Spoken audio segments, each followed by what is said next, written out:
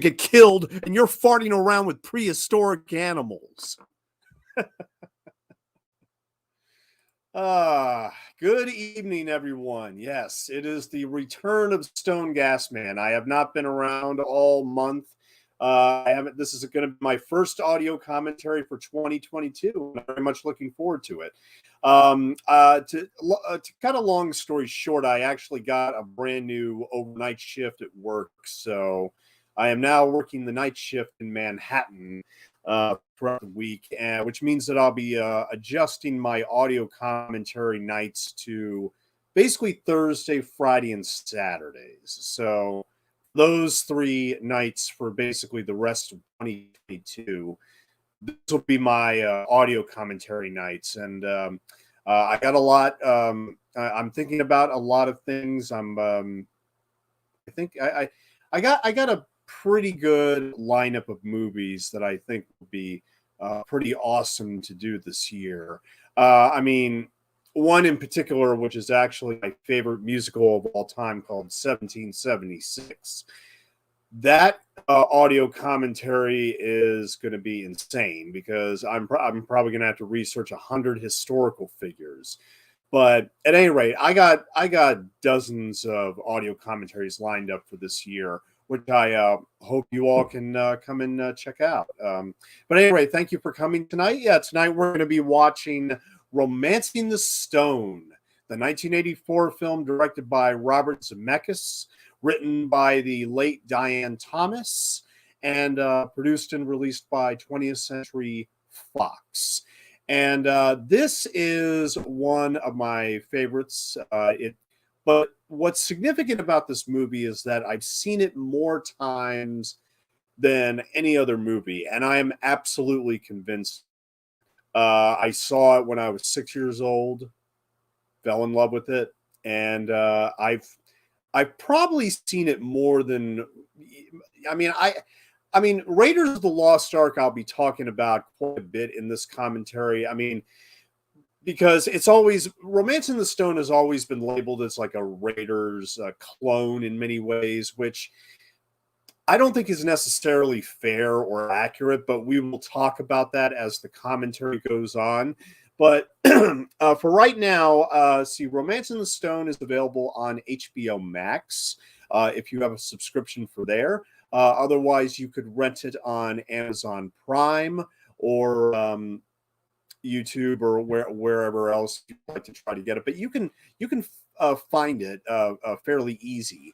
And like I said, it was produced and released by 20th Century Fox back in 1984. But of course, now we all know who owns the library for that studio now. But at the same time, I found it interesting that I found this and its sequel, The Jewel of the Nile, on HBO Max, but it is available there. So at any rate, we will get started here very quickly in about 60 seconds. I am paused at the 20th Century Fox logo. And I'm trying to think of what else to say before we get started, aside from the fact that this movie, I think part of the reason why I ended up watching this movie so many damn times when I was young is largely because of the fact that this is one of the very few movies that both my mother and my father loved equally.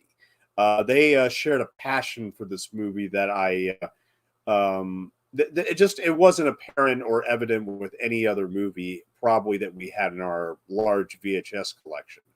The reasoning behind the Romancing the Stone passion is basically my mother read romance novels. She had every Daniel Steele book on her shelf that had ever been published. And she had others. I don't want to restrict it to just Daniel Steele, although it's Daniel Steele is probably one of the primary inspirations for this movie, and there's nothing wrong with that. Daniel Steele is a huge romance novelist. She's basically the queen of her genre, I guess you could say. I'd be comfortable with giving her that title. But yeah, and then my father, the reason why he loved this movie so much is because of the fact that he had an unhealthy obsession with Kathleen Turner. Basically, he would keep her debut film Body Heat, starring William Hurt and written and directed by Lawrence Kasdan. He would keep that under lock and key, as well as another film that Kathleen Turner made in 1984, directed by Ken Russell, called Crimes of Passion, the steamiest video cassette of the year. Where Kathleen Turner, she gets very, very naked and she gets called upon to do some rather kinky and explicit things. But like I said, this was kept under lock and key by my own father, and now I know why, needless to say. I don't care for that movie, to be perfectly honest, but I actually had a copy of it just to show off for tonight. I much prefer Body Heat. Body Heat is a great film noir, an ode to like Double Indemnity and those films from the 1940s and everything. But yeah, Crimes of Passion and Body Heat were kept under lock and key by my own father, so I never got to see those films until years later.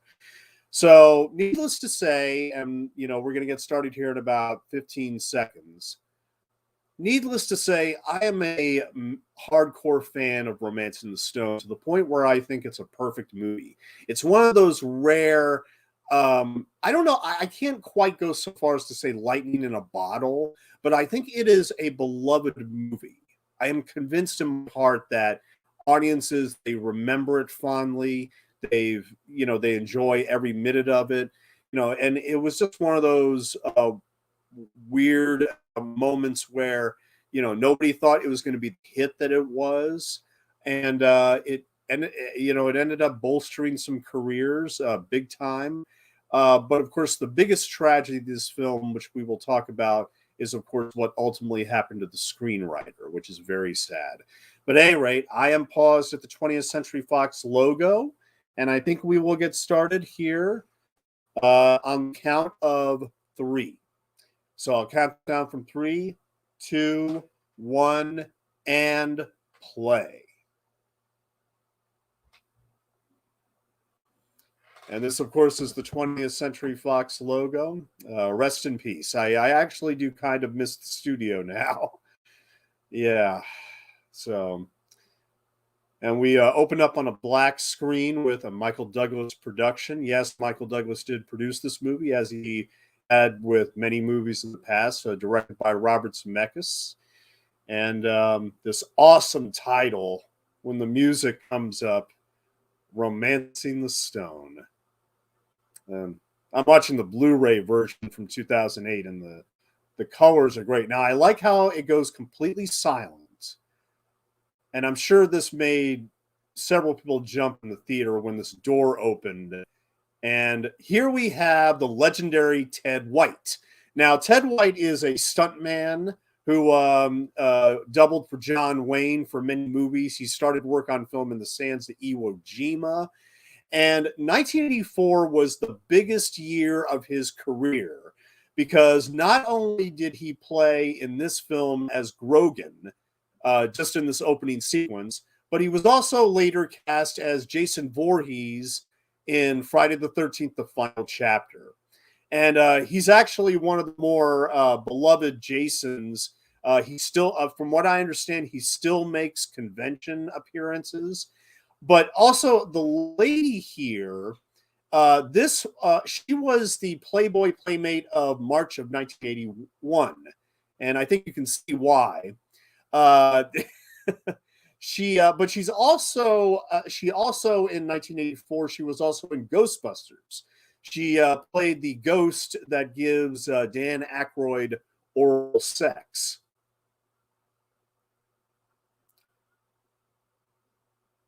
And Ted White, he just got a knife in him out of nowhere. He didn't expect that. And this dialogue right here that opens up the movie is brilliant. Stole my Bible. Yeah, I accused Grogan of every sin imaginable, but the biggest sin of all, he stole her Bible. Damn. Yeah, you don't steal a woman's Bible, okay?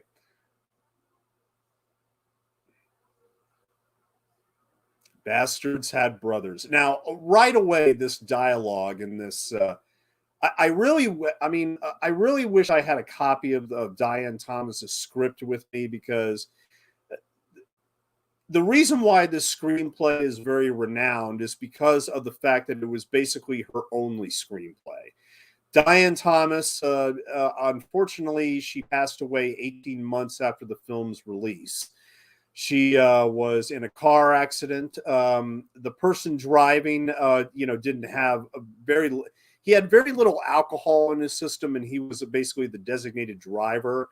But they were going 80 miles an hour. Diane Thomas was in the back seat, and they crashed into a pole, and she was killed instantly. This was her only screenplay. She was nominated for a Writers Guild Award. I think she should have been nominated for the Oscar, honestly. But yeah, this was her only screenplay. And reportedly, she had been working with Spielberg the past year from 1984 to 1985 on he had worked with him for the Always screenplay that he was doing, the remake with Richard Dreyfuss. But she was also working on apparently what eventually became Indiana Jones and the Last Crusade. And this was back when George Lucas wanted to have the third Indy movie basically take place in a haunted mansion. But Spielberg had done Poltergeist, and reportedly Diane Thomas did the very first draft of Indiana Jones for Steven Spielberg and George Lucas. But yeah, but sadly she died in an auto accident only 18 months after the film's release. And we will talk about later the sequel, Dual Denial, which Diane Thomas had a hand in that script. To be perfectly honest, Michael Douglas has hired some writers to do that sequel because Diane Thomas was busy working with Spielberg. So,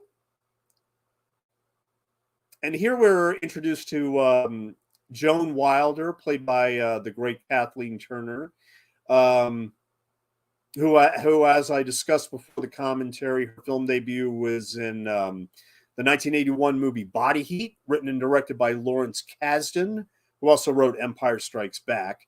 And it's basically a very reverential ode to the film noirs of the 40s, particularly Double Indemnity and other films of that nature and genre. And many critics noted for Kathleen Turner that it was indeed a scorching debut. Set down in Florida, where everybody's dying of thirst and dehydration practically. And Kathleen Turner and William Hurt had some very talked about sex scenes in that movie, which made her an instant star, essentially.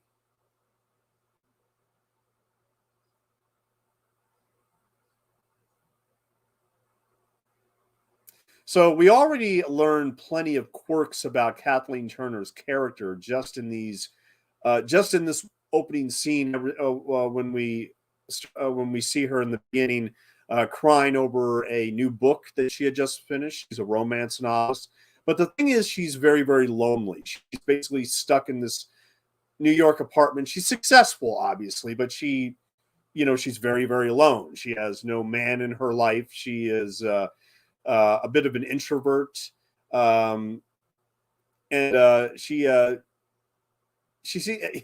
as we will see, she seems to have difficult dealing with like the street vendors of New York City. But the thing is, I mean, she has this terrific arc, which blooms at the end of the movie, where she actually grows a pair of guts, after all that she went through, and then that she begins to fend for herself. And you almost believe that she could, fight her way out of any situation. But you look at these opening scenes right here. No, she's just stuck in a New York City apartment. She has no adventure or excitement in her life. And we just saw the credit there for Diane Thomas, produced by Michael Douglas, who purchased the screenplay.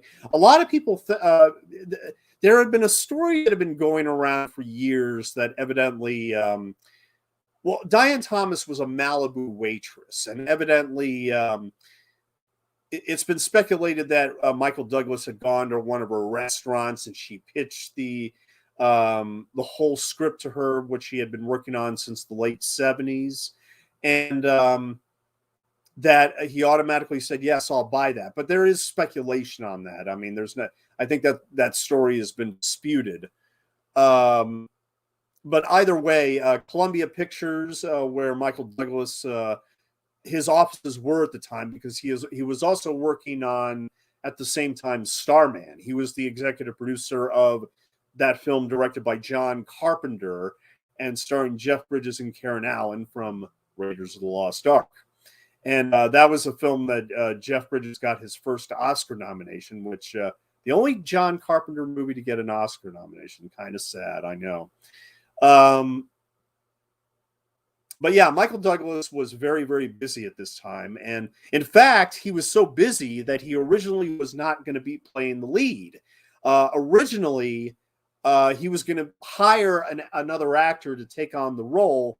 But in the end, he realized that, well, I guess I'm the only one that can play this role, because, people like Sylvester Stallone had been considered, and they just couldn't find the right actor. I mean, they got Kathleen Turner, who I think was the right actress at the right time. This was a movie that exploded her career after Body Heat was such a modest success, not necessarily a crowd-pleasing hit, but it was a modest success at the box office. But everybody loved her.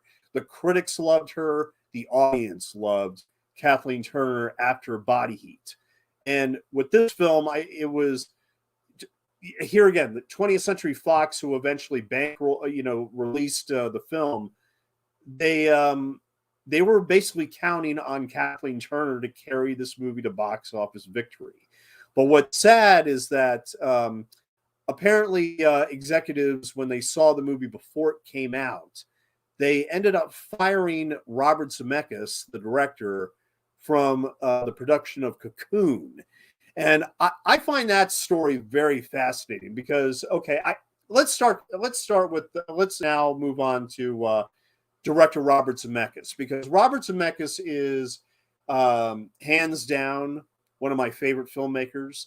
I've loved practically all his movies, with a few key exceptions. One of them, ironically, being Forrest Gump. I'm sorry, I am just not a fan of Forrest Gump. In fact, I think that's my least favorite Robert Zemeckis movie. I mean, Death Becomes Her, Back to the Future. When he started out with producer Bob Gale, who was his Back to the Future partner, they made two films which are basically American classics, and yet few people saw them when they came out. 1978's I Want to Hold Your Hand, which showcases the Beatles' craze of the 1960s, and also a cult favorite called Used Cars, starring Kurt Russell, where he plays a used car salesman in Arizona. And it's actually one of the funniest movies I've ever seen. It came out the same year as Airplane, and yet it didn't make a fraction of what Airplane made at the box office. It was basically crushed. And it's amazing that very few people saw Used Cars. But look, Robert Zemeckis, that is a very essential Robert Zemeckis movie. Get that movie on Blu-ray. Listen to the commentary with Kurt Russell, Robert Zemeckis, and producer Bob Gale, because it is a scream.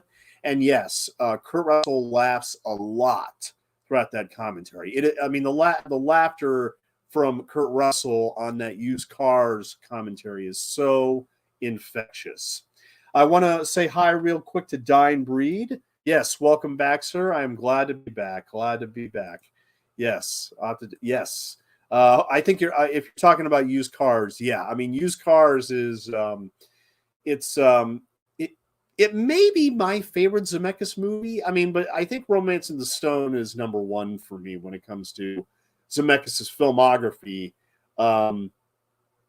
But this was a very important film in his career because Used Cars and I Want to Hold Your Hand were sadly failures at the box office, and he needed this film to be a hit.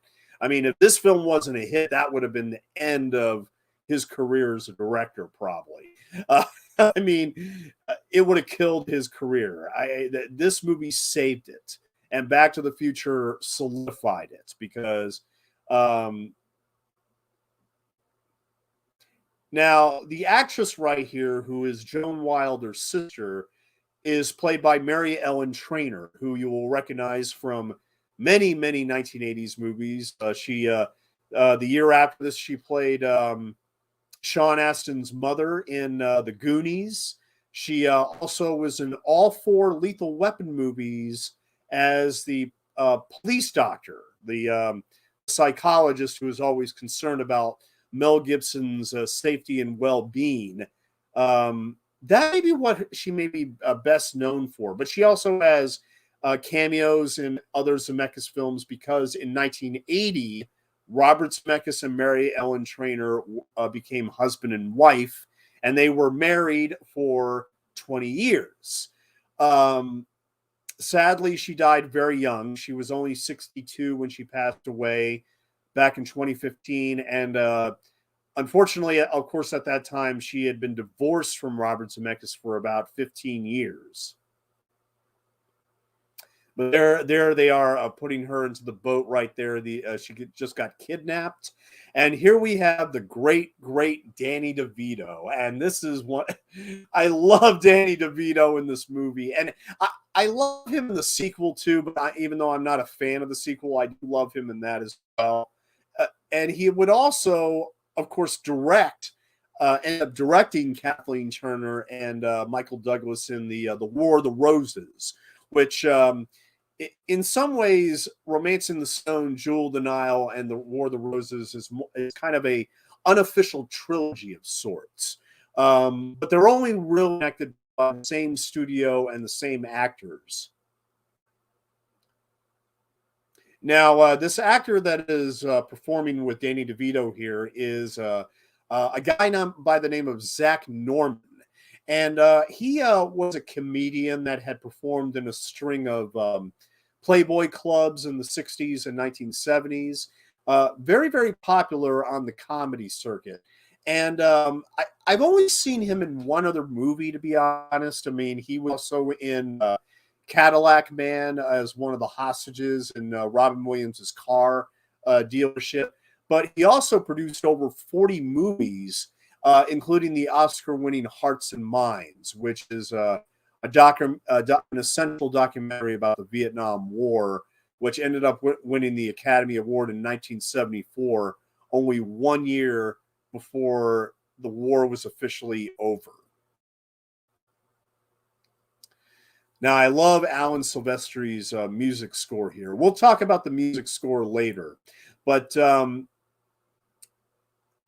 as you can see, Kathleen Turner as Joan Wilder has just come home to her apartment, and it's been totally trashed.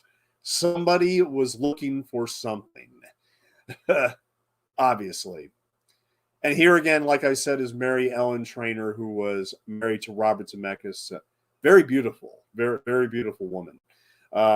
Even though that hair is, rather typically 80s. But the interesting thing is that even though this is considered, I do honestly consider it a beloved hit when it comes to audiences, and it's fondly remembered in terms of the decade. But the weird thing is, I don't think this movie is dated. I honestly think that it holds up. I mean, this movie could have been, I think, shot yesterday. I honestly believe that. When we get to Colombia, I mean, even though it was filmed in Mexico, because in Colombia there were a lot of actual kidnappings, they couldn't shoot on location, unfortunately, so they moved the production to Mexico.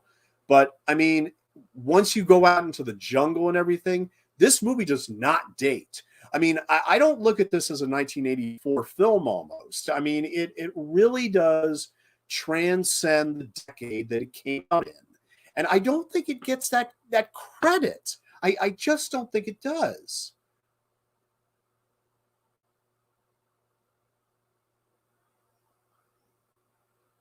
Now, this actress right here is, of course, Holland Taylor, who is a very, very successful stage actress.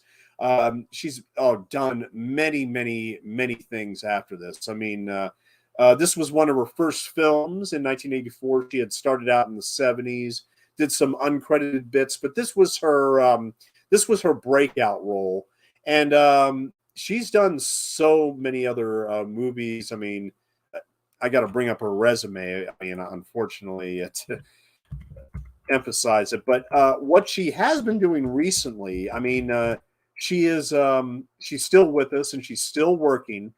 She was in the morning show, which is a show on Apple TV about Reese Witherspoon and Jennifer Aniston as news reporters of this high profile news station in New York City.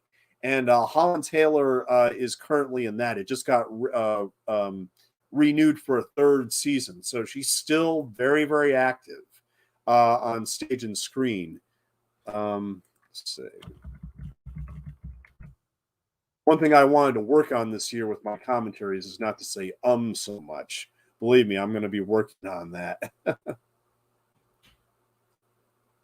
Okay, yeah. So she was in, One Fine Day, George of the Jungle, Legally Blonde, the Spy Kids movies. She was in Bill and Ted Face the Music, and now she is, of course, Sybil Richards on the morning show. Yeah. So, but trust me, very long, distinguished stage and screen career, and this is not her debut, but it is definitely her breakout role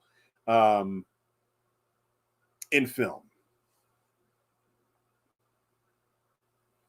And as you can see, Kathleen Turner has just arrived in Colombia. Timestamp 20 minutes. We are at approximately the 20-minute mark, which is all the screenwriting guides say. The exciting incident in a movie has to happen at the 20-minute mark. And it most certainly does happen in Diane Thomas's screenplay. Here again, I've said this before. I have seen, thousands upon thousands of movies, all going back to the silent era. But there's only like 20 or so films that I would label as perfect, and this is one of them.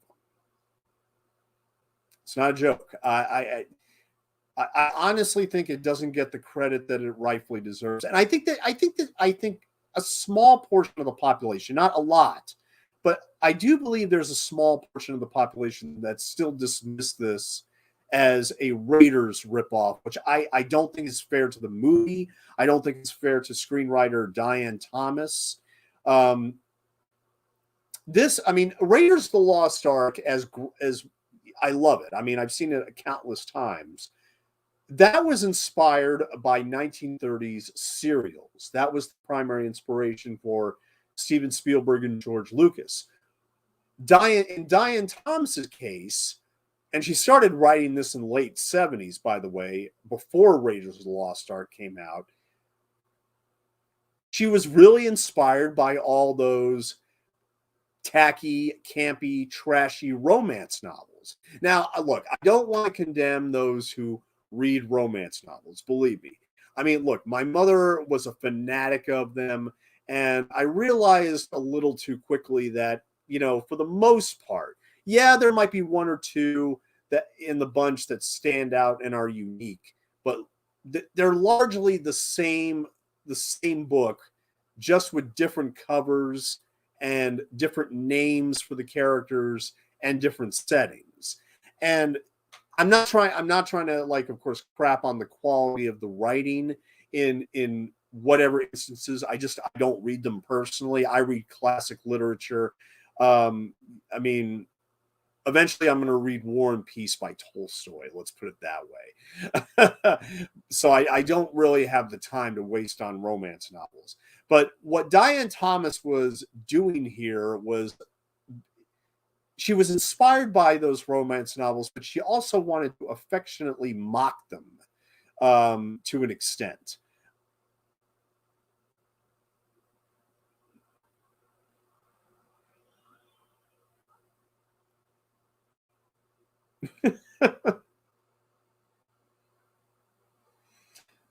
Allow me to take a drink real quick.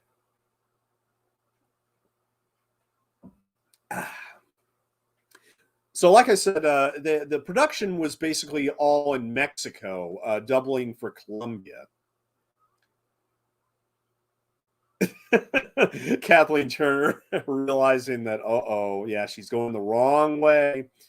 Yeah,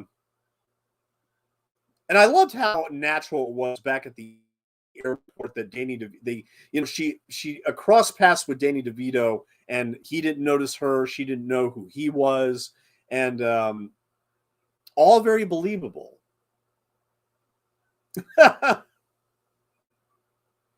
I love the parrots on the Jeep. I don't know. I don't know how many people noticed the parrots, but I always did.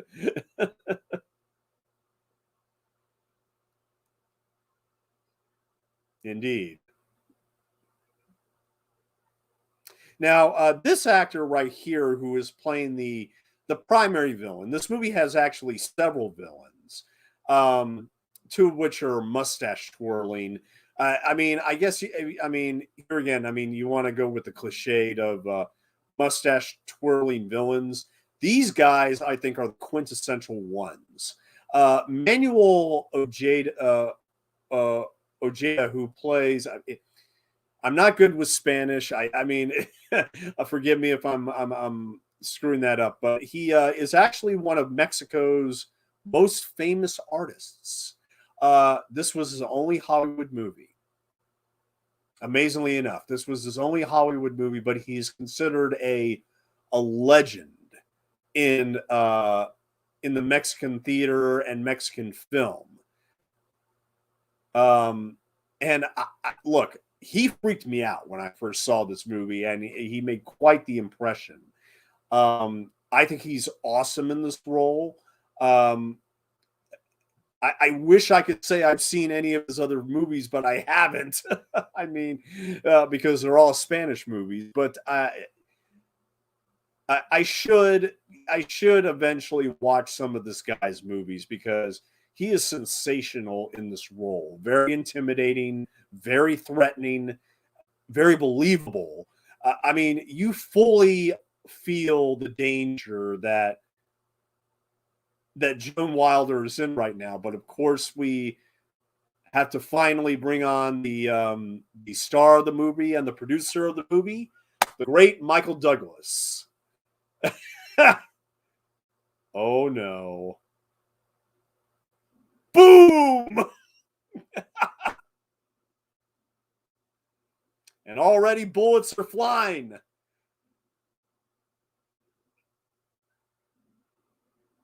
And soon the excitement and the adrenaline is now gone up to 11. Uh, I don't think audiences were expecting a shotgun to just come out of nowhere.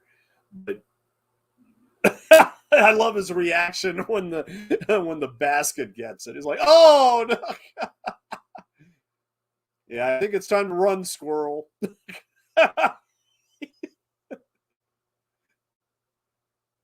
See, even his running is terrific. I mean, I love that guy. I got to watch more of his movies. I really do.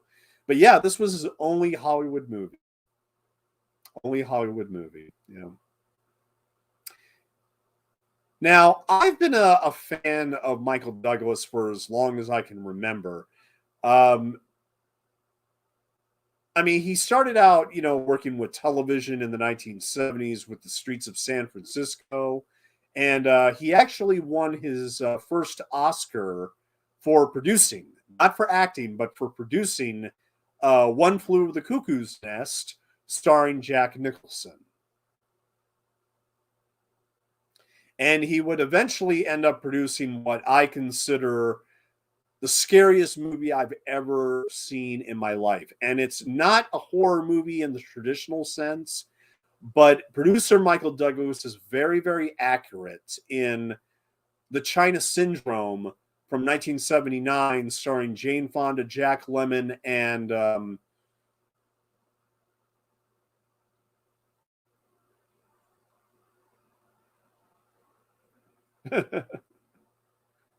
excuse me. Yes, Jack Lemmon and Joan Fonda as the scariest movie of all time, but he adequately describes it as a monster movie, and it's basically about a accident that is being covered up at a nuclear plant, and what happened was when the movie came out, it was viciously attacked from political sides until we actually had a nuclear accident at 3 Mile Island only 12 days after the film's release, which boosted its box office considerably. And people were petrified by the China Syndrome. Michael Douglas also plays the radical cameraman in that movie, and he is very, very funny, but also very, very intense. And you root for his character that entire time, basically, in the China Syndrome. But of course, he was attacked from several political angles for, I guess, I don't know. I mean, I don't like throwing labels out there, and I don't even like talking about politics in movie commentaries unless there is politics inherent in the story. But it is true that he and Jane Fonda were attacked for their political views on nuclear power. But then again, the movie was so eerily similar to 3 Mile Island that just everybody just shut up about it. And it became a quietly powerful moment in American cinema. Here again, scariest movie I've ever seen, and that's not a joke. It was produced by Michael Douglas in 1979, and it is The China Syndrome. But he had made other movies in the 80s, and like I said, he had produced other projects like Starman. He won his acting Oscar in 1988 for Wall Street, which I am not a huge fan of, although I agree he is amazing in it. And I love him in War of the Roses, but to be perfectly honest, when it comes to Michael Douglas's resume as an actor, I still think that his best performance period was in Joel Schumacher's Falling Down, where he played a guy at the end of his rope. I mean, he's stuck in LA traffic in the dead heat of summer, and he gets tired of waiting, and then he just gets out and said he's going to go home. But he ends up crossing paths with some very violent people. He acquires a huge bag of guns, and he basically starts to shoot up Los Angeles. Not killing anybody, but just expressing his frustrations with society. And it is an amazing, amazing, ingenious satire. And Michael Douglas, that was the performance that blew me away more than any of his others. And of course, he is now part of the Marvel Universe in the Ant-Man films, which I think most people will recognize him now for doing. But to me, he will always be known as the producer of films like One Flew Over the Cuckoo's Nest and The China Syndrome, as well as his performances in Wall Street and Falling Down. And he had done other things like Fatal Attraction, but I mean, the interesting thing is that a lot of those roles, they tend to blur together for me because he seemed to be worked best in this typical role of the businessman who gets involved in affairs or whatever. I mean, he did that with Disclosure with Demi Moore. I mean, but look, the truth of the matter is he overall has a really extremely solid resume. Very few hiccups, as far as I'm concerned. Very few hiccups. And here's one, I think, a bit that everybody remembers from Romance of the Stone is when they go down the mudslides. And again, I mean, without warning, you really don't expect this to come. I mean, Diane Thomas, she hit the right beats at the right time. I mean, almost like, any popular song or, she nailed this script. She absolutely nailed it.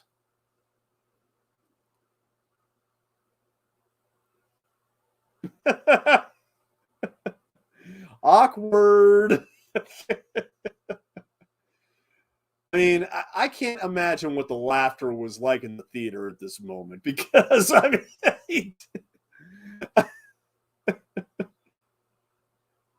what a ride, huh?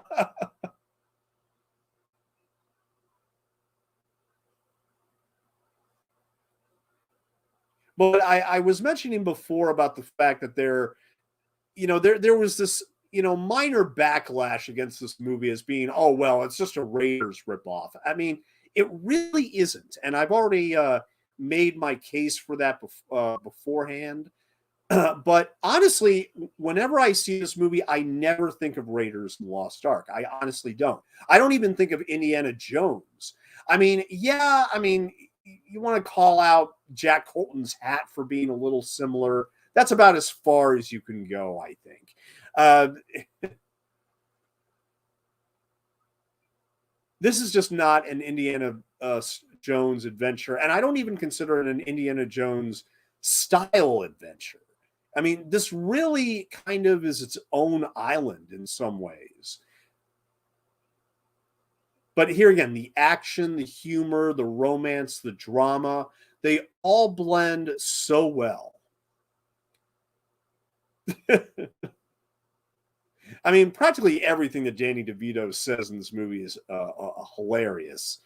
Uh, he really, Danny DeVito, he actually was Michael Douglas's college roommate, and that's how they got to know each other, and they sort of became buddies in the business where they would help out one another's projects whenever they needed help. Um, you know, uh, Danny DeVito went on to direct some great movies like Throw Mama from the Train, and of course the War of the Roses, which reunited Douglas and Turner.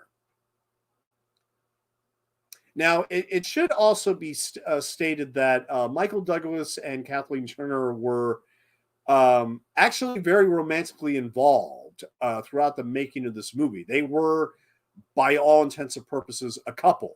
Now, while Michael Douglas, I think, was separated from his partner, so he was sort of going through his own little um, own little issue with that. But I mean, the truth of the matter is that Kathleen Turner and Michael Douglas were indeed hot and heavy throughout the production of this movie. I think it very much shows. It adds a lot of chemistry. Um, I mean, they work so well together. I mean, you can really see why they were essentially a couple. Unfortunately, though, after the movie was completed, of course, as these things tend to happen, they end up separating again. And even though they would reunite for the sequel to Jewel Denial, the the connection they had before just wasn't there.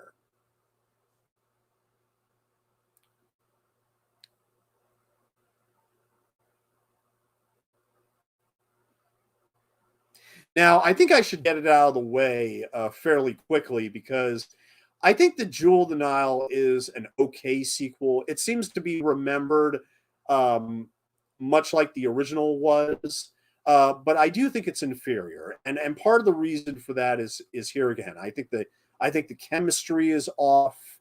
I think that the story is much more contrived and just weaker in comparison. Uh, I wish they would have decided to go with a villain that wasn't another mustache twirler. I mean, there's so many things about the Jewel Denial that bother me as a sequel, but the biggest problem that the movie has, I think, is that the songs date the movie. Now, Romance in the Stone, there was a song commissioned, written and performed by Eddie Grant, which is available on YouTube, but it's nowhere in the movie proper. And I think that people tend to forget that the Jewel Denial was the one that had the song at the end of the movie by Billy Ocean called when the going gets tough, the tough get going. I'm not a fan of that song. I'll be perfectly honest. I mean, and I'm not a fan of any of the songs in the Jewel Now, and that's part of the reason why that movie is much more dated, I think, than this movie. This movie feels very, very contemporary. It feels, here again, like it could have been shot yesterday. I would completely buy that.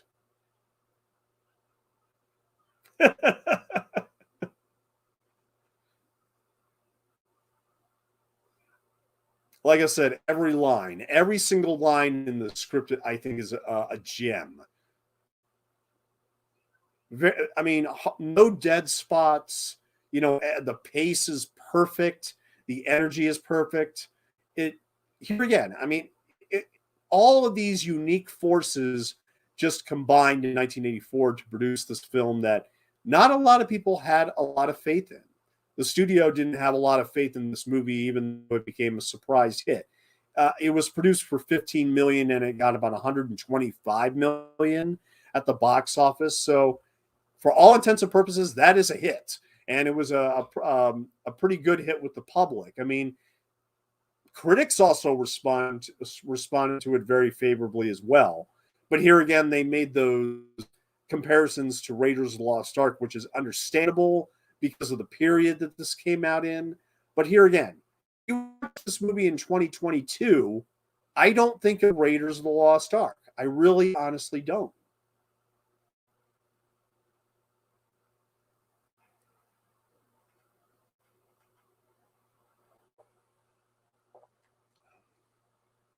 And I love this line by Michael Douglas. I could have been a cosmetic surgeon, $500,000 a year up to my neck in tits and ass. Yeah, I mean, Diane Thomas wrote that. She is awesome. Okay, she is a great, great screenwriter. Okay, she nailed it. Just nailed this movie in so many ways. And I like what he says right there about taking notes. I'm telling you right now, every screenwriter or potential screenwriter, amateur screenwriter, needs to study Romancing the Stone. It is a essential script. I mean, every single beat of this movie, whether it comes to the humor or the action, it rings true. It hits the nail. I mean, every step of the way, you feel like Joan Wilder is in constant danger, and Kathleen Turner is so damn likable and so damn sexy in this movie that, I mean, I don't know, it just everything comes into play. All the cards are played perfectly. It's a royal flush. This is a royal flush of a movie.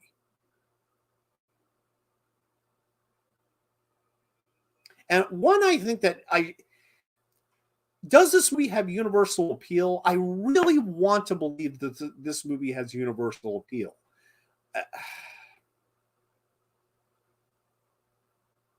I mean, here again, it was popular in the 1980s because that's when it came out. But then again, I mean, I'm really hoping that this movie is not forgotten in 100 years, because, and I mean, I seriously think it will play for many more decades, where it would be impossible for the audience to date the movie.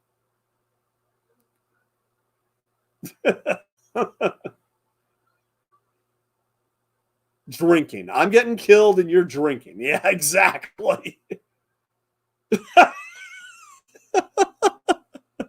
Michael Douglas. I mean, that's the thing. I'm not so sure he rated this performance very highly, but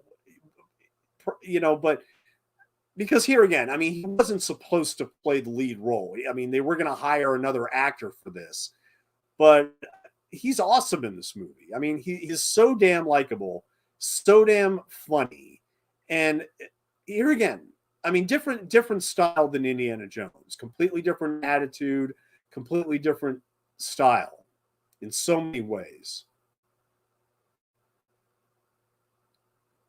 And also another major difference is that with Indiana Jones, it's all about Indiana Jones and whatever object he is pursuing. With this movie, it is told completely from Kathleen Turner's point of view. I mean, we start out when she types up the final chapter of her last book, which is basically all in her imagination. And then we follow her from New York City. We don't even meet Michael Douglas until the 20-minute mark or the 30-minute mark. And that is, and of course, he is foreshadowed, of course, with the posters in her apartment and everything. So this is really very much a quintessential woman's role, if there ever was one. And I'm not sure if that's the reason why it doesn't have quite the popularity or identification that the Indiana Jones films do. But I'll just leave it at that because, I mean, I'm not going to constantly go back to Raiders. I think I've made my case on that. This film operates entirely on its own, and I think it's completely... I think you can view this movie beyond the decade it was produced in. I really honestly think that. This must have caused a huge jump in the theater, the head sticking out of the airplane and everything. I mean, but I can also imagine people laughing their ass off too. I mean, and here we get to one of my favorite portions of the movie where Michael Douglas and Kathleen Turner discover a cargo plane full of the marijuana, the devil's lettuce, which it always feels like we're on the verge of legalization. And, because he says about 5 years to life and everything. It's ridiculous that we're throwing people in jail for marijuana smoking, especially when it's more of a medication than a drug. Even the National Cancer Society put out a report showcasing every single thing that marijuana helps in term medically speaking. And but unfortunately, we have a for-profit drug industry, which will not allow you to grow your own medicine, which is really sad. So because of that, we have to have illegal drug runners and smugglers and everything. And this is just, I mean, look, Diane Thomas had to get them out of the jungle. She had to get them out of the rain somehow. So, oh, hey, how about a crashed cargo plane with a shit ton of marijuana and tequila, and let's have the characters get drunk and stoned. I mean, hell, after all they've been through, I mean, come on, I think they deserve that. I mean, I love the when they enter the cargo plane where he asks her, "Oh, you smoke it?" And she just says, "Oh, I was in college." Yeah, okay. Have you ever smoked weed? Oh yeah, once in college. Yeah.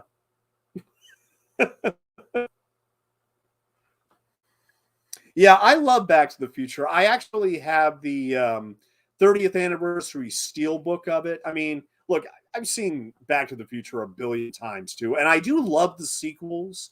I think they're only just one step below the original in terms of quality and entertainment. But I do very much like Back to the Future Part 2 and Part 3 very equally.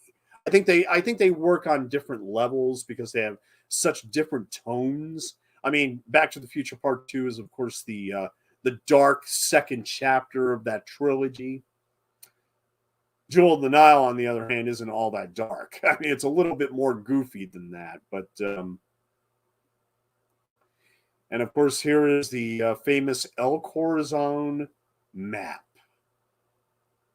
Yes, this is a treasure hunt movie. And look, I mean, I guess in terms of the treasure hunt genre, this is as good as it gets. I mean, maybe King Solomon's Mines. And yeah, I'm talking about the 50s version, not the Richard Chamberlain, Sharon Stone version. Oh, actually, that opens up a hilarious story because you remember in 1985, there was this Raiders ripoff, a legitimate Raiders ripoff called King Solomon's Mines, based on H. Rider Haggard's book from 1885. and it starred Richard Chamberlain and Sharon Stone. And it was produced by Cannon Films, the Schlockmeisters behind Death Wish and those Chuck Norris movies. And reportedly, Menahem Golan just said, "Get me that stone woman." He was referring to Kathleen Turner from Romancing the Stone, but they ended up bringing Sharon Stone. And by all accounts, Sharon Stone was unbearable to work with on location in Zimbabwe. I think one report that the crew actually just got tired of her and like threw her in the water or something. I mean, yeah, I mean she is notorious for that production is not getting along with anybody. And of course she would later work with Michael Douglas in Basic Instinct, which I love Paul Verhoeven. That is not one of my favorite Paul Verhoeven films. It's certainly not RoboCop or Total Recall or Starship Troopers. Oh my God, no. But yeah, that is a true story. He just said, "Get me that stone woman," and they brought in Sharon Stone, even though he was referring to Kathleen Turner.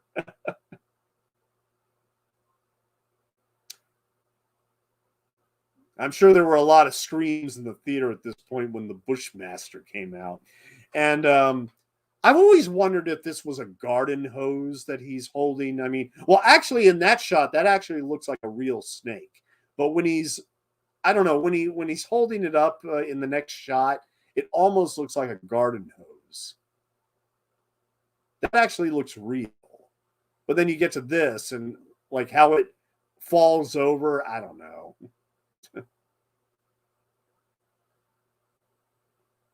Very tasty. And I've admittedly never tried snake in my life. I mean, I've been told, of course, like I think that anybody else, like, oh yeah, it just tastes like chicken. Well, no, snake tastes like snake. Okay, I've honestly never tried it though. But I think Kathleen Turner is good. I mean, she's got the peanuts, she's got the olives. I think she's good in terms of food. No, thank you. I don't need the protein this time.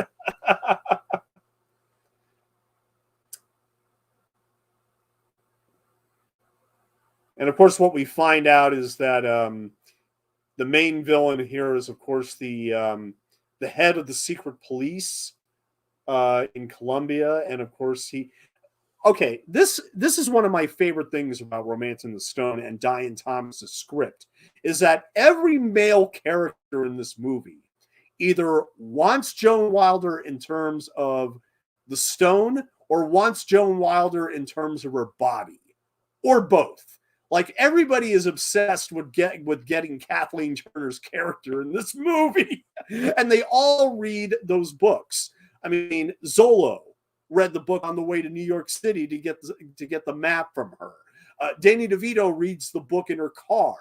I mean, everybody is reading Joan Wilder's books in this movie.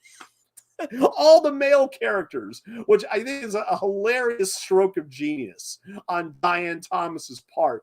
I mean, and obviously we're coming up to the scene after this, which is brilliant, where they end up in the town where the drug smugglers live, and when they meet him, we'll get to it. I mean, I can't imagine people out there that have not seen Romancing the Stone, but and look, I mean, of course, one of the golden rules commentaries is that, I mean, preferably you want to see the movie by itself before you watch it with a commentary. But I mean, but let me just say here is I think the relationship and the chemistry between Michael Douglas and Kathleen Turner is ultimately what sells this movie, and ultimately what makes it as successful as it was. I mean, they work perfectly together as a couple on screen.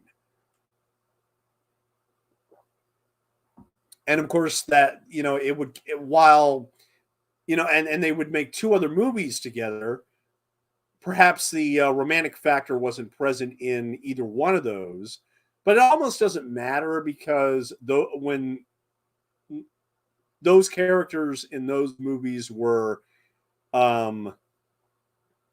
basically very much on the rocks, to put it mildly. The War of the Roses is brilliant. I mean, Danny DeVito, the way he directs that movie is so funny. I mean, it is a savage satire on marriage and divorce, and everybody needs to see it. Everybody needs to see it.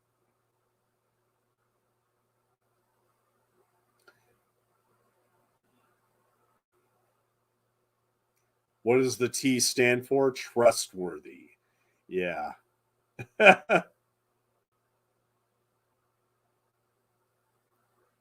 I love the script. Diane Thomas's script is just about perfect. Just about perfect. One hell of a morning turns into a bitch of a day. Indeed. Indeed. I mean, it's just the swagger that Michael Douglas has that I think is just awesome. And, he has a twinkle in his eye. I was funny. I years ago, I saw him on a talk show where somebody said, like, you never play nice guys in the movies. And of course, he immediately goes to Romancing the Stone. Now, he's played nice guys in many, many movies. I mean, whoever this reporter was, and that's what bothers me about the media when they do these stupid interviews with these actors. They obviously have not seen their other movies.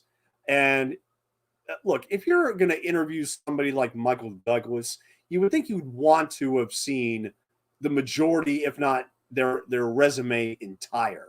And that includes films like China Syndrome and One Flew Over the Cuckoo's Nest. But no, he's played plenty of nice guys. I mean, maybe by the time Falling Down came out, maybe that's what the interview was for, was Falling Down. I don't remember. But like he almost had to defend some of the roles that he played.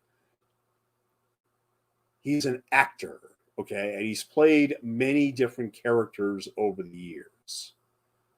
And I think he's excellent at both producing and acting, and he's one of my favorite artists in Hollywood. And thankfully, he hasn't been corrupted by any scandals or anything of that nature. As far as I know, he remains happily married to Catherine Zeta-Jones. So applause to them, hombre. Like how much more intimidating can you get, huh? Hey, hombre. Oh, time for the bloodbath. Yes.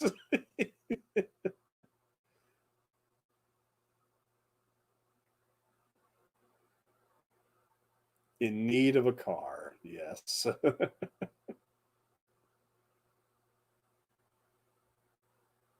Oh, so he does speak English. The Bellmaker. Now, the Bellmaker, who we're about to meet here in a minute, he is played by a Mexican director named Alfonso Arau. And he had directed like Water for Chocolate and the Keanu Reeves movie A Walk in the Clouds. He's still with us. He's in his 90s. But I also love Alfonso Arau from Used Cars. He actually plays a guy who sells Kurt Russell a quote unquote a mile of cars. Maybe a lot of like 200, 300 cars. And in that film, one of his traits is that he keeps on scratching his balls. This future director of Like Water for Chocolate, he did 2 Robert Zemeckis movies where he played these wacky characters. And in Romancing the Stone, here's Alfonso Arau. He is the marijuana drug lord of this tiny Mexican village. I mean, and of course, he's the only one in town that has a very fancy house and people to water his flowers and everything. I mean, but it's cool. Okay, okay. Like you entered the wrong town, guys. You entered the wrong town. But they luck out because evidently this marijuana grower and smuggler is the number one fan of Joan Wilder on the planet. I mean, who would have guessed? I read your books. I read all your books. Come in. This is the one who writes the books I read you to on Saturdays. That's it. In this universe, all the men read Joan Wilder's books. I love it. I love it, love it, love it. Joan Wilder.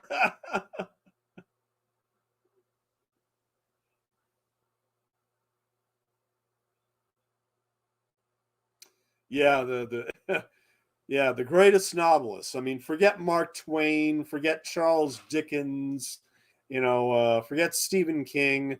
Joan Wilder, baby. I mean, she is the greatest novelist who ever lived. Indeed.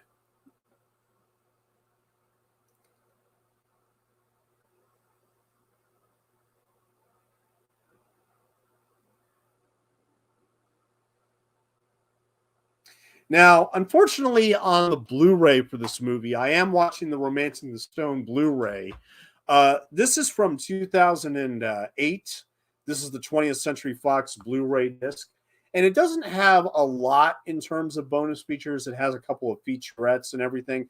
But there is no audio commentary for Romancing the Stone on Blu-ray. And I think that basically stems from the fact that, Michael Douglas has never done any commentaries, nor has Kathleen Turner, to my knowledge. Robert Zemeckis has done commentaries for Used Cars and I Want to Hold Your Hand and Forrest Gump and other movies, but he did not do one for Romancing the Stone. And my theory that is basically because of the fact that by this time he was divorced from Mary Ellen Trainor and of course didn't have an ideal working relationship with Kathleen Turner. I mean, in Kathleen Turner's autobiography, they had a less than ideal working relationship. He's got so many different beers. Exactly. But she's broke.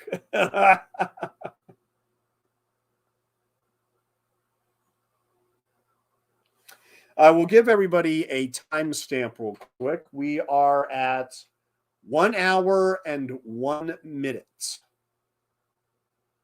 1 hour and 1 minute. So we got about, yeah, we got about 45 minutes left of the movie here. I mean, the movie's already almost half over. That's unbelievable. But here we have this hilarious action sequence where Alfonso Rao helps them out by driving them around in this this Ford pickup, which he dubbed Little Mule.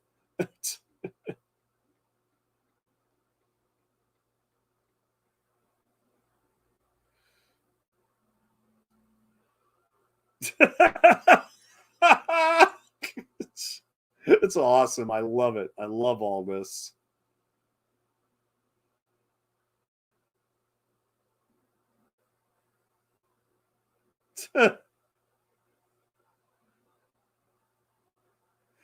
And I love his character so much in this movie because, as they're evading all this gunfire, he decides to give his town a tour of his town in the process. I mean, why not? I mean, it also helps that he knows his way around the town so that he could believably escape these guys. He's crazier than I am. Yes, yeah, I think that's indisputable at this point. Indisputable.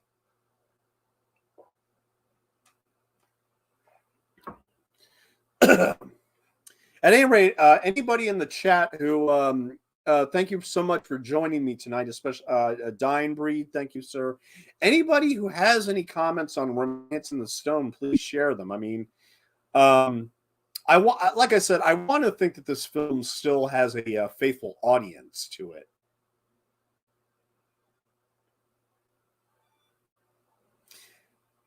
And as I said before, I especially love the score by Alan Silvestri, which I'll talk about later during the end credits. I got a story to share about the Alan Silvestri score, but the director of photography was Dean Cundy, who had worked on the Halloween movies, and he also shot Back to the Future, of course.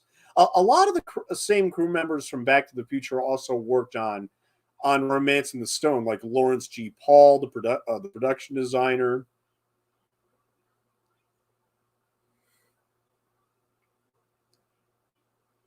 I mean, that's the thing. I mean, Back to the Future fans, at the very least, have to acknowledge if Romance in the Stone wasn't a hit, we would not have Back to the Future. Just remember that. I think that's probably the strongest case I can make that this movie needs to be seen a lot more often. Oh, I love it. And that's the thing, is that one thing I've read consistently online about Romance in the Stone is that one word that comes up a lot is that it's fun. It's a good old-fashioned comedy adventure that, here again, I think it sparkles in terms of its dialogue. I mean, it actually has wit. The writing and the acting and the directing are all excellent, and they all mesh together so well.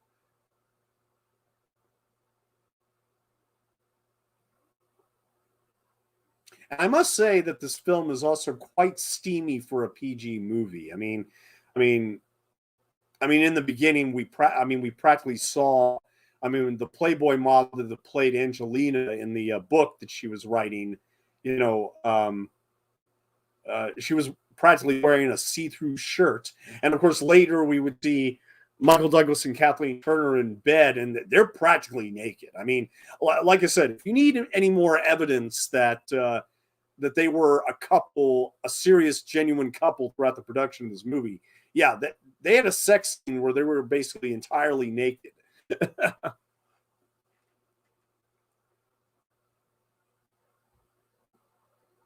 Yeah, look at all the sweat on Zach Norman's face and brow there. I mean, oh, look, bullet head. If they're hiking through the jungle, there's nothing I can do about it. I have a car.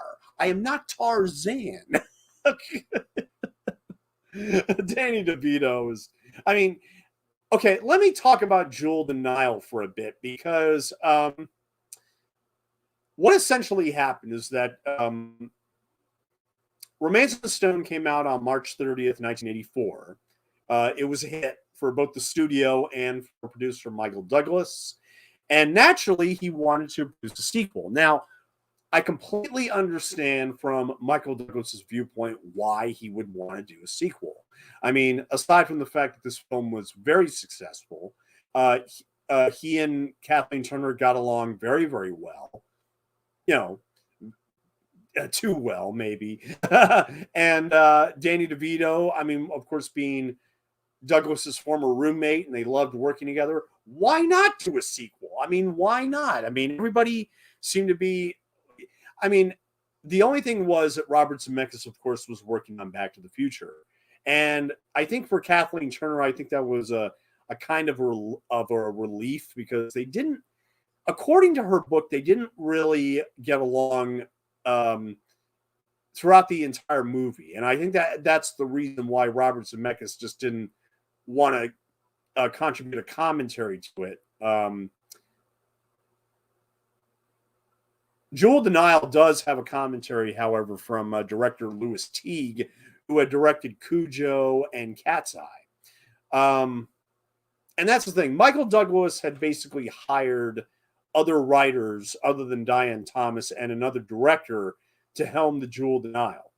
And it, like a lot of sequels, I think it is approximately half of what made the first film so successful and so entertaining and such a beloved hit with the public.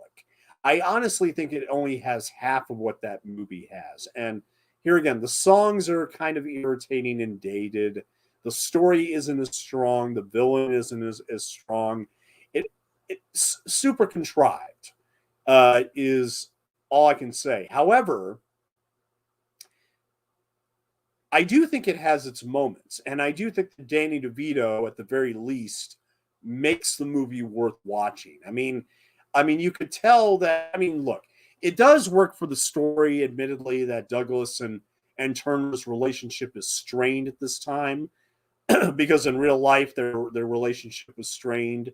Kathleen Turner did not want to do the sequel unless the script was the same caliber and quality as Romancing the Stone. Michael Douglas had hired other writers because Diane Thomas was busy working with Steven Spielberg. So the script that they came up with was, it had a lot of Middle Eastern stereotypes, a bit dodgy, especially for the, looking in hindsight. But the story is just not near as good. And it's quite frankly a bit cliched. None of the novelty is there. They tried, and here again, I think that it's if you're going to watch it, watch Jewel Denial as a bridge between Romancing the Stone and War of the Roses as a unofficial trilogy, because I think that's the best way to view it. In this movie, Kathleen Turner and Michael Douglas were a serious item. In Jewel Denial, their relationship as actors and in terms of romance was on the rocks, literally. And then War of the Roses, it basically ends. Now, but it doesn't, of course, in real life, their relationship did not go that far. Okay. War of the Roses is a black comedy that, that is a bit extreme, a bit over the top, but it's a satire. So it works as being that over the top and everything. Oh, hey, Cornelius, glad you can join in. Just to give you a heads up, if you want to watch the movie, it's on HBO Max. And the timestamp I have is 1 hour, 10 minutes, and 30 seconds. 1:10:30. If you want to jump to there, that's the point I am in the movie. Now, we just saw a quick shot of a woman eating. That's a woman.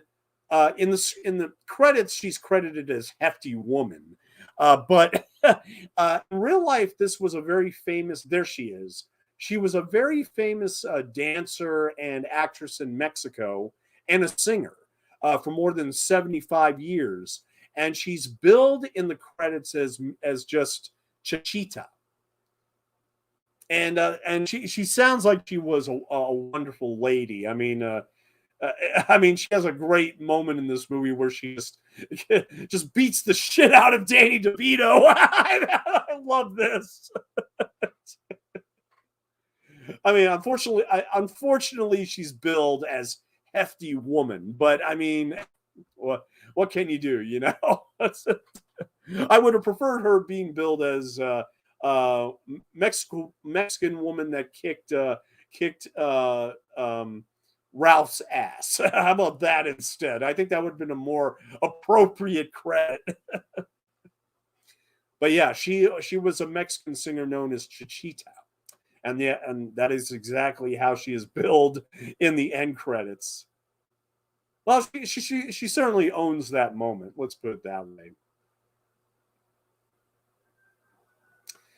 And as Alan Silvestri's music swells up, while Douglas and Turner are dancing, we finally, here again, perfect in this place in the script to land it. They are finally going to kiss.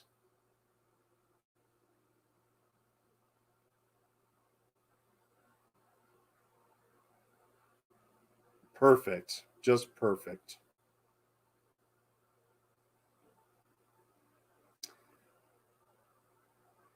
And how the lights all come from the back. It's wonderful. Wonderful.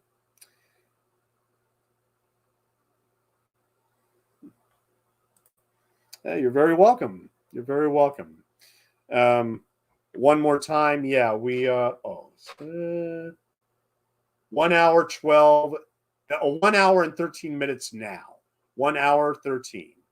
And as you can see, they are very, very naked. I mean, this is a PG rated movie. I mean, but they are very, very naked in bed because, well, here again, they were a serious item throughout the production of this movie. And it definitely, definitely shows. Kathleen Turner, insanely sexy. Insanely sexy. I mean, I can definitely see why my father had a unhealthy obsession with her.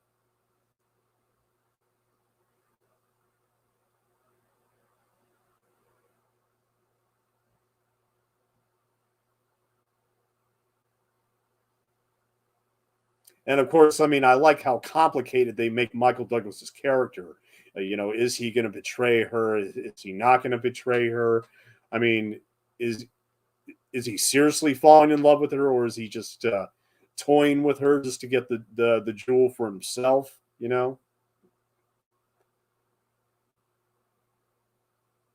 But he, in fact, does convince her that we should get the jewel and use it as leverage to get your sister back.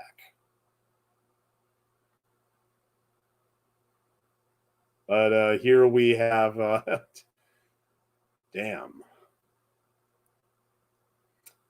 that's an insanely sexy shot. I mean, here again, for a PG rated movie, that's about as steamy as it gets. But oh no, he had the map underneath the mattress the whole time. Oh boy. And like I said, a lot of these sequences were filmed on location in Mexico. However, evidently there was some shots done in Utah, of all places. I'm not sure exactly what scenes were Utah. I mean, I think there might be a few here, but the majority of the movie was filmed in Mexico. And I like that the authentic locations because it adds to the story here. Just as it did for Raiders. Oh boy. But yeah, I mean, Zolo, like every other male character in this movie, either wants the jewel or wants her body or both. I mean, here again, a quintessential woman's role, Joan Wilder in Romance in the Stone, in every way, in every way. I've actually never and always assumed it was a boring on final ride that's a more fun of a fun adventure movie. Yeah, it is. I mean, it is 100% good old fashioned fun. Oh, absolutely, dude. Absolutely. Yeah. I mean, no, I mean, this movie works. And here again, I just don't think it's watched nearly enough um, than it should be.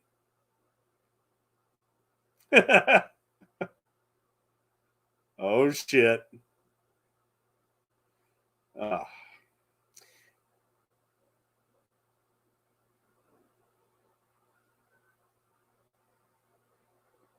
But Jewel of the Nile, I mean, it wasn't as successful as Romance in the Stone. I mean, the budget was higher; it didn't make as much money.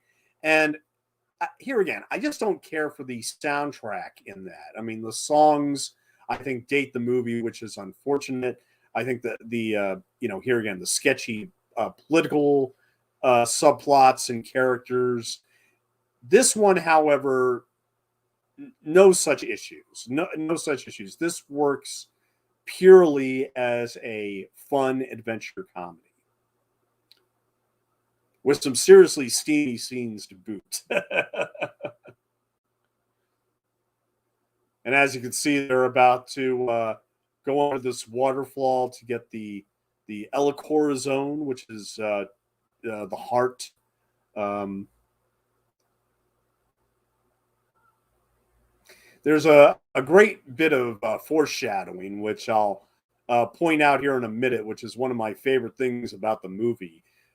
Diane Thomas, of course, um, I can't say for sure if she was a Batman fan or not, but there's a brilliant line coming up here after they find the stone that that Danny DeVito says when he catches him. But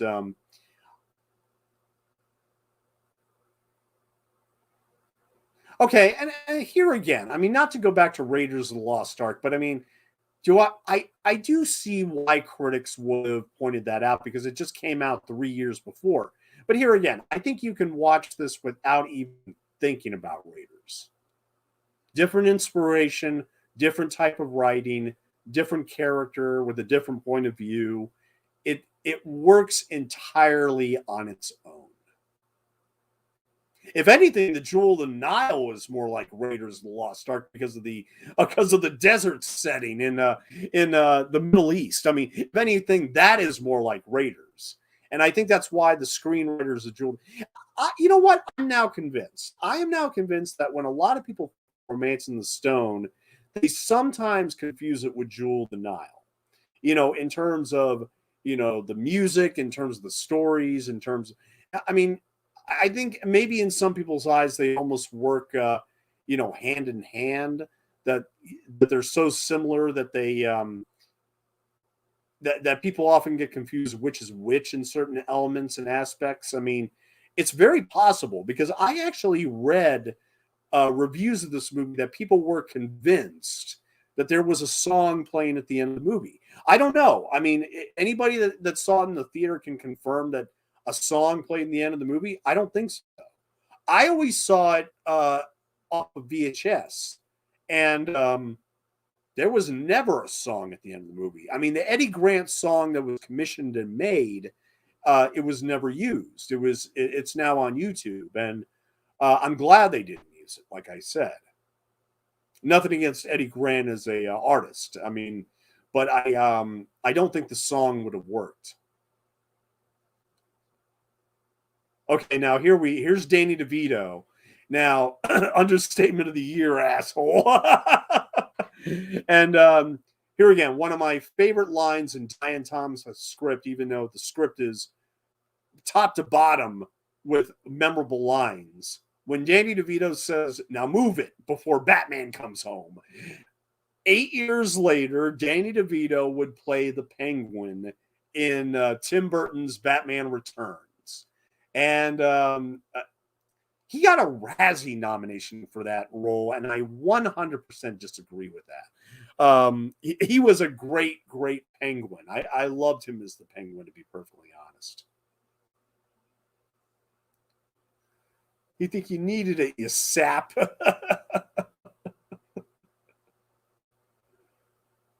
I mean, watching this note with the knowledge that Danny DeVito and Michael Douglas were college roommates, it just makes it all the more fun.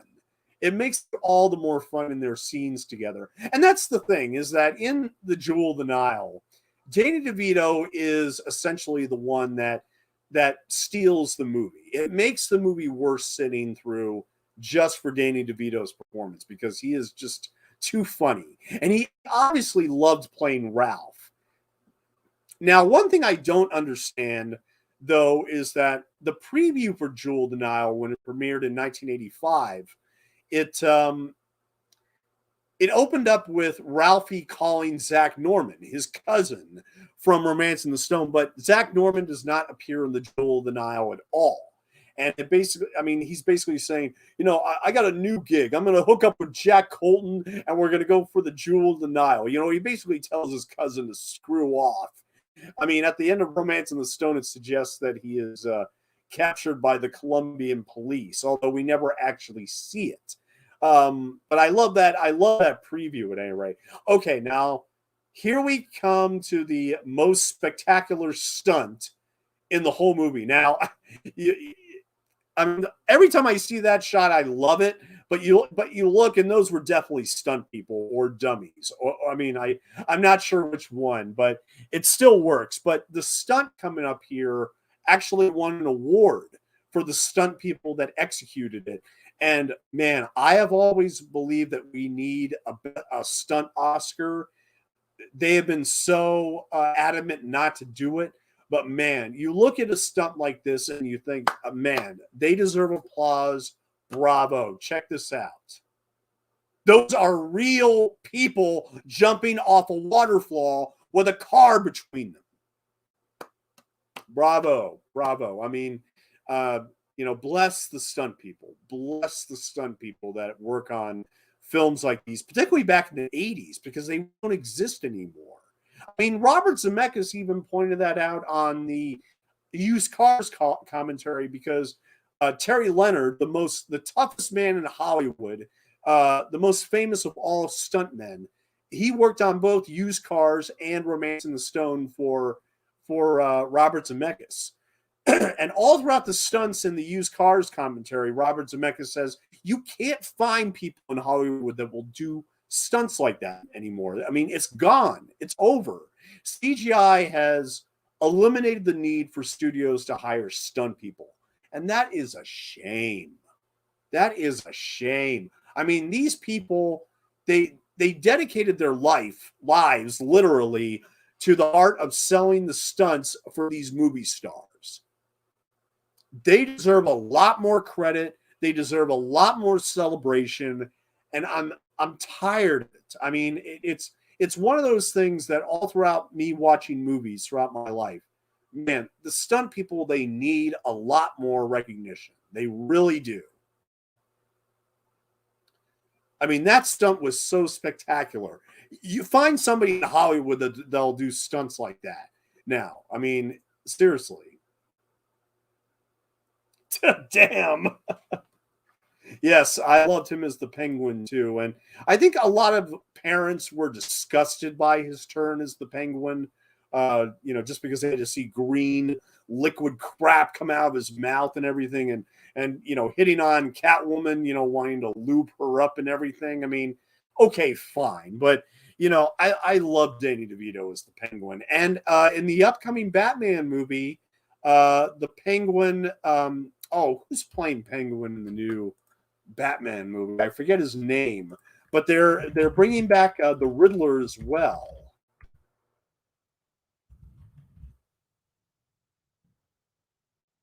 Who's Colin Farrell? Yeah, Colin Farrell was playing Oswald Cobblepot and the Penguin in the new Batman movie, with Paul Dano as the Riddler and Zoe Kravitz as Catwoman. And, of course, Robert Pattinson is Batman. So we're about to see a new Penguin after 30 years. Since the release of Batman Returns, we are about to see a new Penguin on screen. I might even do a commentary for Batman Returns in March when the Batman comes out. I think that would be a perfect one to do a commentary for at that time. Although, I'll be perfectly honest with you guys, the one commentary I'll be prepping for the most will be The Godfather. In March, I'm going to be doing a 50th anniversary commentary for The Godfather, and that's going to be an overwhelming challenge for me. I mean, probably the most challenging commentary I've ever had to deal with. So I'm gonna have to read Mario Puzo's novel. Yeah, that's going to be a challenge. That's definitely going to be a challenge.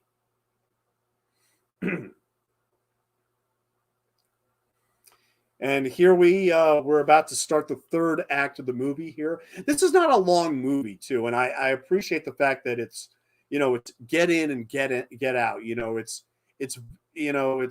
there's no fat. Everything that has been trimmed, and here again, a rollicking, perfect adventure experience, in my opinion.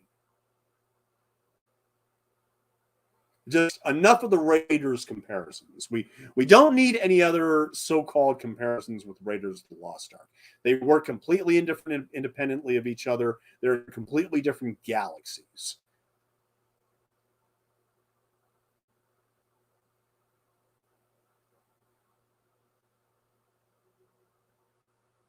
And I love how Joan Wilder's arc consummates in the third act, where she becomes a lot more tough. She's able to, she has a lot more self-esteem. She's able to stick up for herself and defend herself, and she has cojones. I mean, she grows up a pair, and she actually is more than willing to stand up to these guys without backing down. I mean, she has so much confidence in her right now,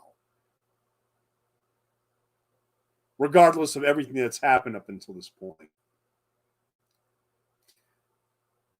I like what Leonard Maltin adequately described her character as mousy, mousy in the beginning, but of course, she gets a lot more tough by the end of the movie. You're almost convinced that after this adventure that she can handle anything, and that's why there's a moment later in this movie that is so powerful, where Michael Douglas tells her, you're going to be all right, Joan Wilder, and you believe that. You absolutely believe that after all this high adventure that she has just experienced. You absolutely believe this romantic novelist, who was very introverted, very shy, and very closeted, she can now take on anybody and everything. I missed you at the hotel. Damn it.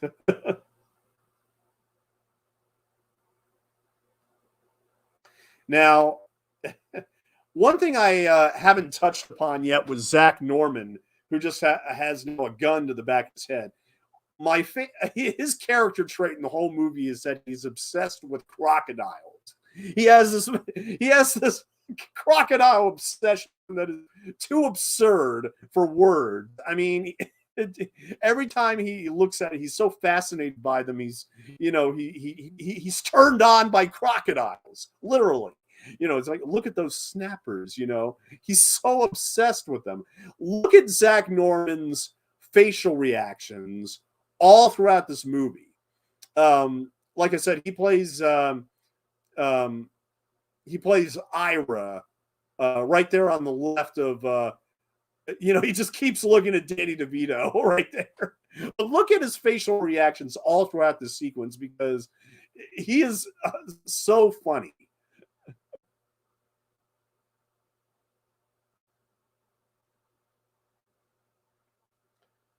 I mean, the most lenient of, I guess, if you want to complain that the villains are just too cliched in terms of the mustache twirlers, fine. But I still think the actors, they both sell these villains 100%. That you are indeed terrified of them. They don't play around.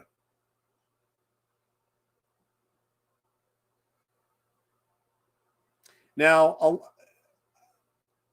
I'm not sure how many of these crocodiles were real and how many of them were mechanical, but I can tell you that the mechanical crocodile effects were done by none other than Chris Walas, who a few months after Romance in the Stone came out, we would discover his Gremlins. He was the designer and the engineer behind the Gizmo and the Gremlins, and he later won an Academy Award for the makeup effects in The Fly with Jeff Goldblum.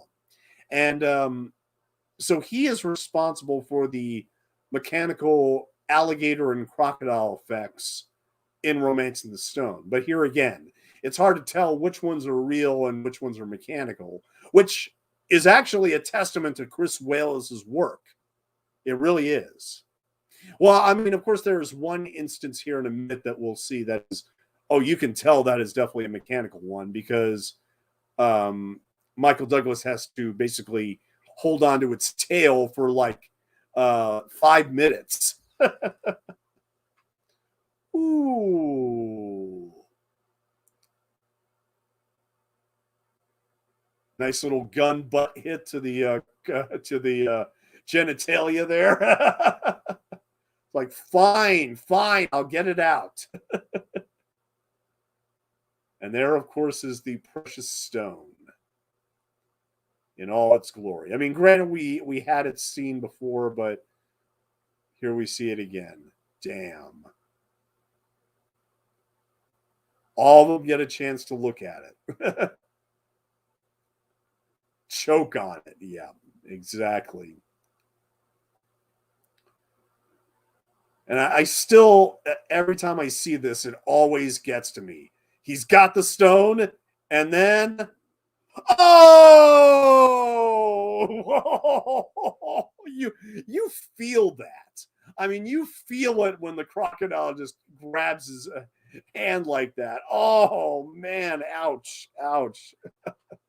Oh, a little gorish too.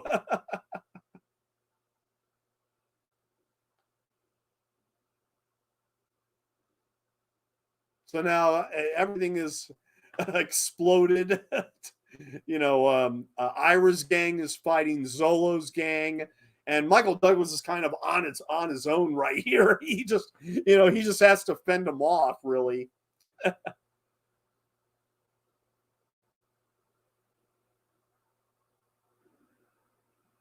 So there's essentially three different parties involved here. There's Michael Douglas and Kathleen Turner and her sister. There's Ira's gang, and then there's Zolo's gang. So they're all duking it out here with machine guns now.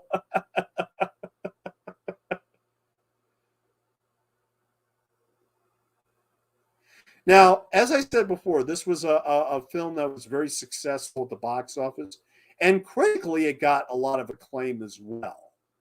The majority of the critics in 1984 really responded to this movie. And funnily enough, even though the studio didn't have a lot of faith in the project when they were about to distribute it, this was their only hit that year. This was the only hit for 20th Century Fox in 1984. And I think they were grateful for that. I think they were massively grateful for that, for a film they just didn't have a lot of faith in. Muchachos.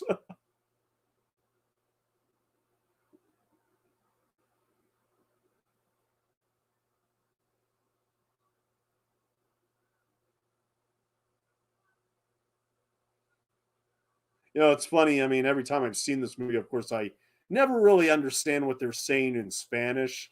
But when Michael Douglas gets the gun in his face when he goes to Alfonso Rao's home and everything to get a car to get out of town, he puts a gun in his face and says, "Vaya con Dios, gringo." I have a Spanish buddy that I work with, and I shared that scene with him one day, and he just started laughing. And I said, "Well, what?" He said, "You know what that means, right? It means go with God, white man." Like, oh, so imagine having a gun put in your face, and they say, "Vaya con Dios, gringo." Damn. Yeah, I think it's time to go. I think it's time to go for sure. Now, here again, Diane Thomas, brilliant script, legendary script. Every detail that was necessary to tell this story is here.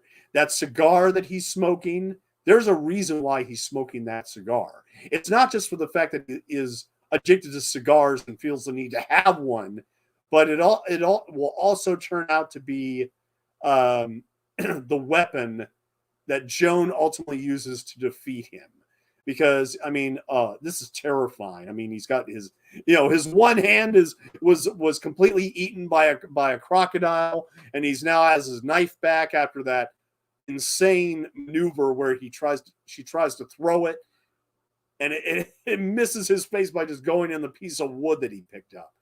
Oh God. Like I said, Chris Wallace was responsible for these mechanical alligator effects. But it sells it. It looks real enough. It looks real enough.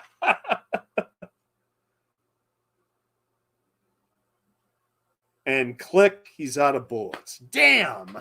Now, here again, going back to the fact that this was all told by Joan Wilder's point of view, but also the reason why her arc is so successful and so audience pleasing is because she is ultimately the one that defends herself and beats this guy, not Michael Douglas. It is not the male soldier of fortune that saves her life in this third act. It is her. She does it, and she does it alone. I mean, she is struggling this entire time with a knife in front of her, but she ultimately finds a way to defeat him.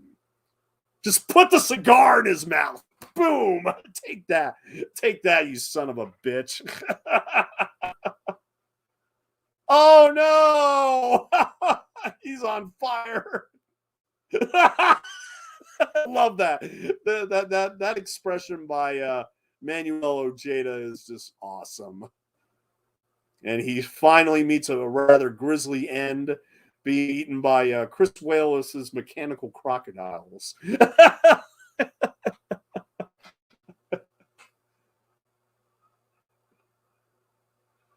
Danny DeVito is now dealing with, his cousin who's abandoning him, and he's like, "Oh, the cops! That way! He's getting away! He's gonna fuck it, just arrest the son of a bitch."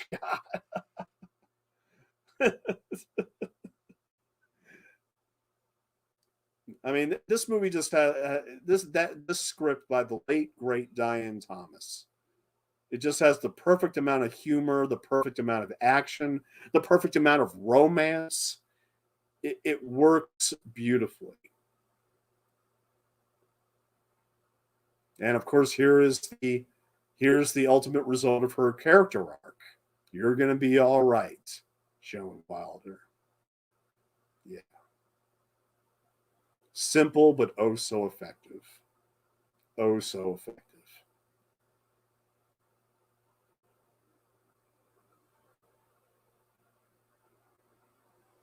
You always were. And of course, we realize now that, of course, Jack Colton, despite what he may have been planning before, had seriously fallen in love with her.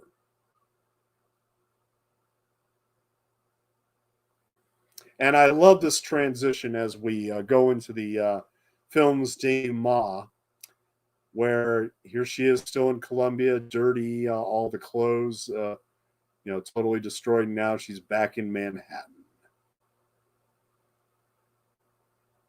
Wonderful transition.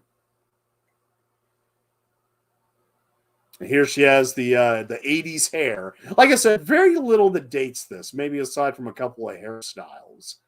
But all the Columbia stuff, it works just as well in 2022 as it did in 1984. It really does.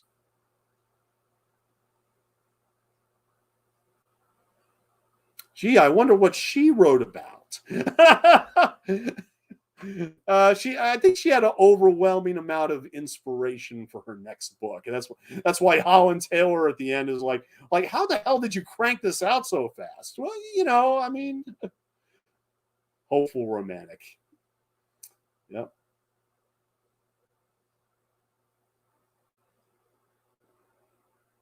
If any of you who love Kathleen Turner, read her book.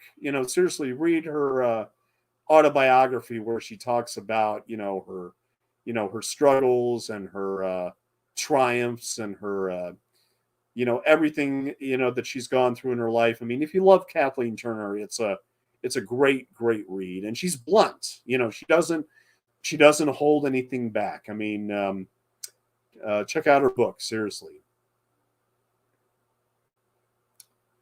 And here we have a boat in the middle of Manhattan. Oh, yeah. There's something you don't see every day. But Jack Colton, this is what he did with the stone. He got his boat. He got his dream to sail around the world. And find out what happened to Chris Walas's mechanical alligator. Became his boots. A stroke of genius by by the late great Diane Thomas with her Romance in the Stone screenplay. I mean, who knows what more she would have given us? But like I said, she tragically died 18 months after the film's released in a car accident, and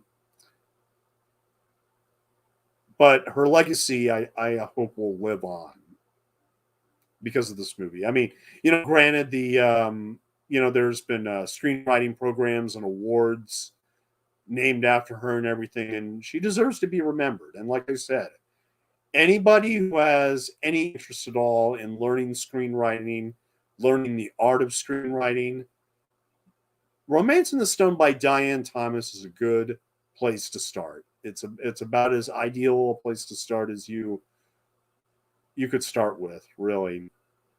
Now, the music here, of course, the music was done by Alan Silvestri, and I adore this entire score.